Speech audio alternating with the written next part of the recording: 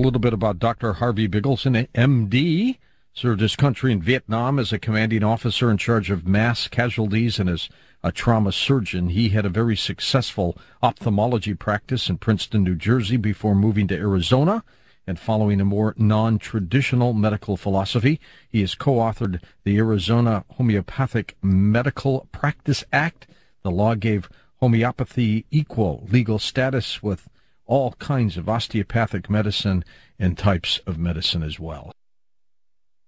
The transition from being in practical medicine, ophthalmology, and then all of a sudden you're into the homeopathic, into the alternative end. Well, it really happened. I'm born and raised Brooklyn, Jewish, New York, and I had to be a doctor by the time of 8. And I became an eye surgeon in Princeton, New Jersey, and one day a patient of mine, and really frankly, I was making a lot of money, but it was pretty boring. I like to think about things. And a patient came in one day, and she was going to be healed by a psychic. And I said, oh, yeah, okay, that sounded like fun, so I'll watch that. And 6 weeks later, I wanted to operate on it with her glaucoma. And 6 weeks later, she was cured. So my wife went up to see the psychic, and he talked about me and my life. By the way, this psychic, he's passed away since, but he was the psychic to 4 presidents. When I was there one time, Jimmy Carter called. And he turned my life around and opened up holistic medicine. I never heard of the word. And he started to send me. He eventually directs me, and you mentioned stuff that you like, Ed Casey. Yes. He directs me to the ARE clinic, Ed Casey's work. And I pack up, close my practice in Princeton, take an 80% cut in income, and I go out to Arizona to start to learn about holistic medicine and the way Ed Casey looks at it. That's pretty gutsy for you to do that, Harvey. Well, you know, you have to live with yourself. I was almost suicidal. Here I was driving Jaguars and Porsches and living in Princeton at 33 years old, and I was depressed as all heck. I made it to the top, and what's it about? This was, you know, all these things that we go after did not fulfill me.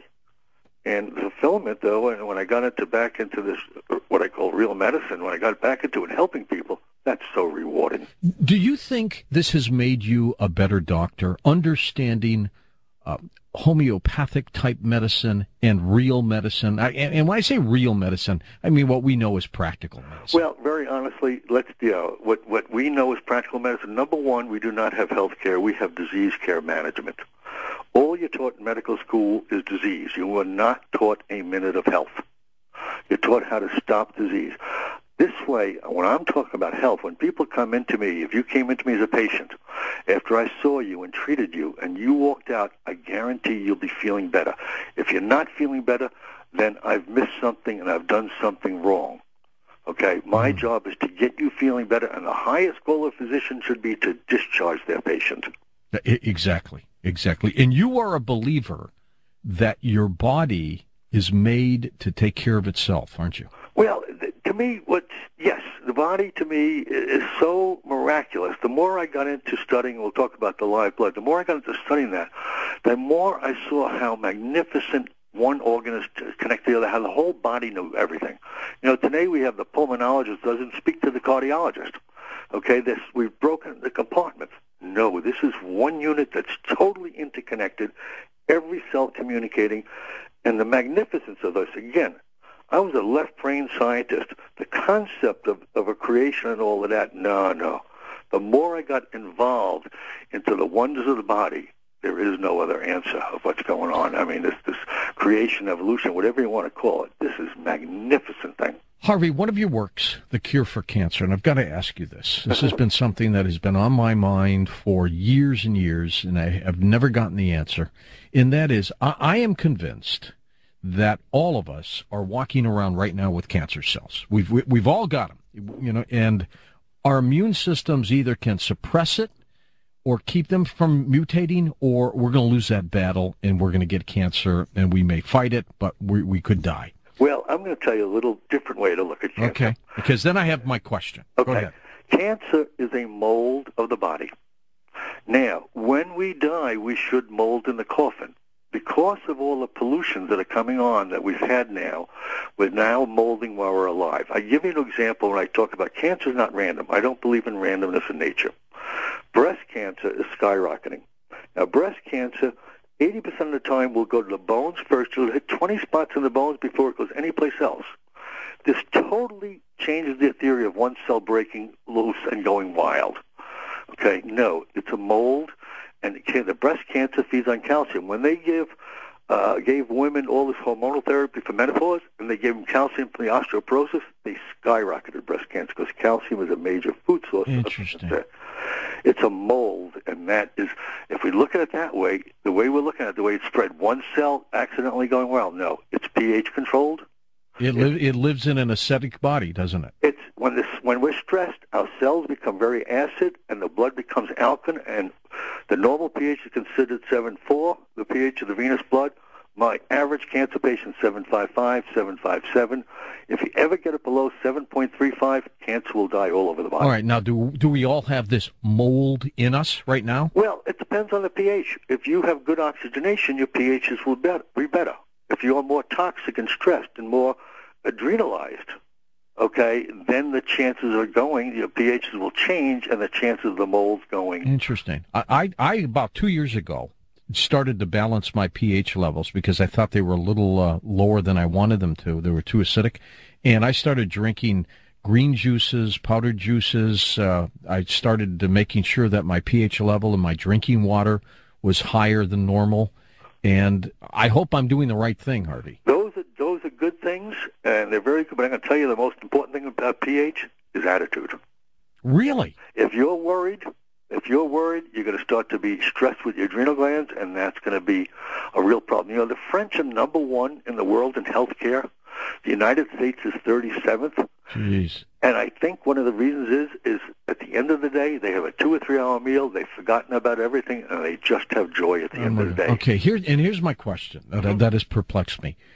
How can a little kid come down with cancer?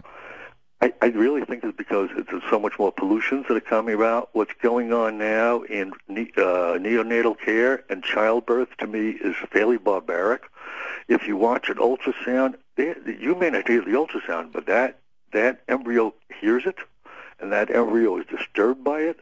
I think we're doing things intrauterine that's starting to disturb the whole system. And plus, the parents are polluted, we're polluted, so the kids are coming out already not clean. And this is what's going on with our country with the pollution, and our body is absolutely horrible, and it's really weakening our system, and it's lowering our expectancy in the United States is dropping fast. Okay, now, you're a doctor. You've written a book called Doctors Are More Harmful Than Germs. You're going against your own grain. How come? Well, we were taught the germ theory of disease. Everything is germs. Okay, but really, honestly, the germ theory of disease comes up with Pasteur in the late 1800s. He says germs cause disease, and his rival says, no, germs live in a diseased body. Pasteur, on his deathbed, recants and says he's wrong. However, in 1910, Rockefeller picks up the concept.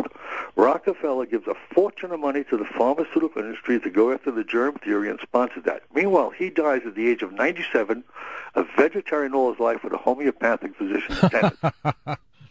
Okay, that's very historical. And what goes on then is the AMA and all of this now start to have a department of propaganda, and they start to now advertise all of these things and put everything else under the system, and that's what's really taken over. We've been brainwashed by their propaganda, and that's very historical. Do you find that more and more mainstream doctors are beginning to understand the alternative end of medicine?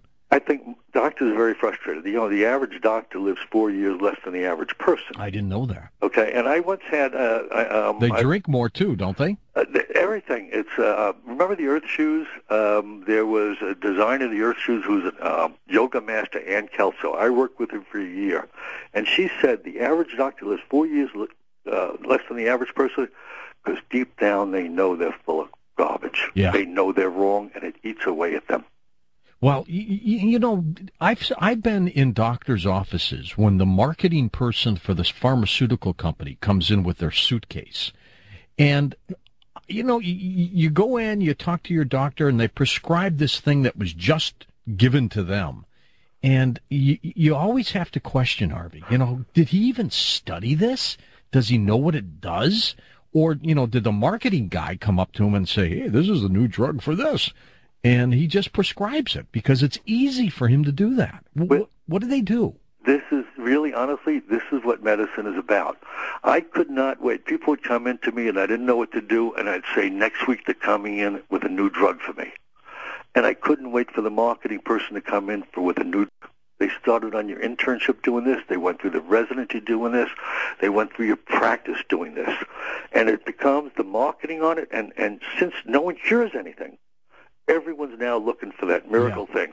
I would love to see a doctor tell the marketing guy, I want to see your studies, and I want to know who paid for the studies, and before I start prescribing this drug. But they don't do that, do they? They don't do that. They just take the samples and they give them out, and the patient loves it because, I got 10 free samples, and I gave him a prescription for the other 50. Okay, and that's what I practice medicine that way, and that's why I was suicidal. I said, this is stupid. This is crazy that I'm listening to this pharmacy guy wait till next week to come in for this new miracle thing. Are there a lot of frustrated doctors out there now? Again, I think they live 4 years less than the average person. I think they're very frustrated. And what's going on in medical school nowadays, and when I went to medical school, there was 100 students in each class, one woman. Now 52% of applicants are women, and women are bright. Make no mistake about it. But the point is, men don't want to go into it because they like to run their own business, and they can't do it anymore. It's too controlled. It's so controlled, you cannot step out of line. I once had charges brought against me that I cured a person with an illegal means. Okay? Oh, really? Yes, and the head doctor said, we don't care if your patients are getting better or worse. We only care if you're doing the work in our way scientifically. And what was illegal? Not approved? I treated something. The person came into me with a severe eye problem. I was now doing general practice. As the ophthalmologist? I wasn't, no, I was now into my holistic stuff. As an ophthalmologist, they left me alone. Now I was into my natural stuff, and a patient comes in with a severe eye problem. Well, I was an ophthalmologist, and I was a licensed physician, so I injected something behind the eye, and I cured the person.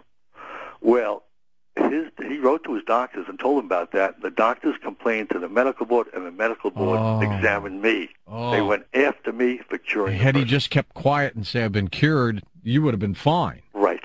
But I had charges. I had, if you go on Quackwatch, you'll see that I got censured for illegible handwriting. That's what the judge did too. How did you know that this injection was going to work? I knew that. I went to the nerve roots. It's called neural therapy. You treat the nerve to the tissue. That lives up the tissue. It's a classic thing that I've done. Neural therapy's been around for 50 years.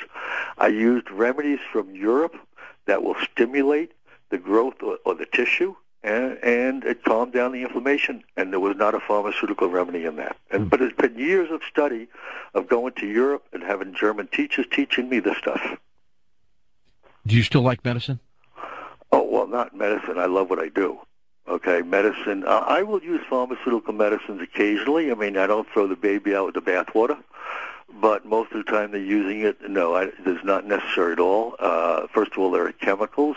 They have no such thing as side effects. They are direct negative effects. If they're foreign chemicals, you will suffer from them. Everyone's writing prescriptions, and I don't think I've really written a prescription in a couple of years now. If they need a prescription for hypertension, send them to someone and give me 6 months, I'll fix the hypertension. Yeah, absolutely. And diabetes must be out of control, right?